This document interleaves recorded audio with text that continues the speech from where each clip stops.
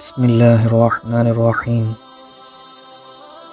حضرت شیخ سعدی رحمۃ اللہ علیہ بیان کرتے ہیں کہ مصر کی ایک بستی میں ایک گوڑری پوش فقیر رہا کرتا تھا اور وہ کسی سے کوئی بات نہ کرتا تھا۔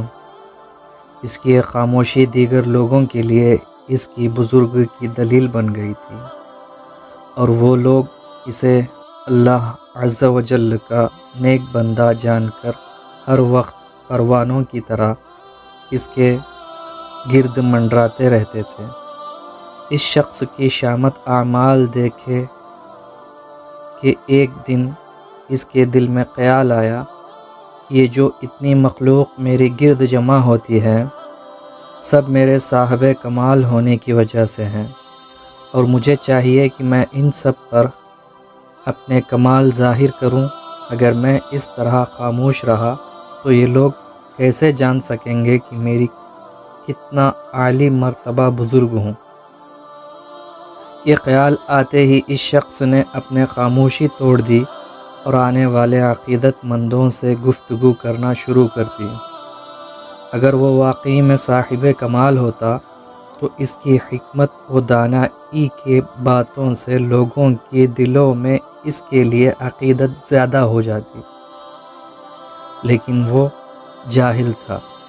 اس لیے جب اس نے لوگوں سے الٹی سیدھی باتیں کی تو لوگ اس متفر ہونا شروع ہو گئے اور اس کے پاس آنا چھوڑ دیا، اور لوگوں کی اس سے عقیدت ختم ہو گئی۔ حضرت شیخ سعدی رحمۃ اللہ علیہ یہ واقعہ بیان کرنے کے بعد فرماتے ہیں کہ عقل مند، خاموشی تیرے لیے باعث عزت ہے، اور یہ ایسا وصف ہے جو تیرے جہالت کو چھپاتا ہے۔ بس تجھ پر لازم ہے کہ تو بغیر ضرورت کے اور بغیر سوچے سمجھے گفتگو نہ کرے کہ تیرے عیب دوسروں پر ظاہر ہوں۔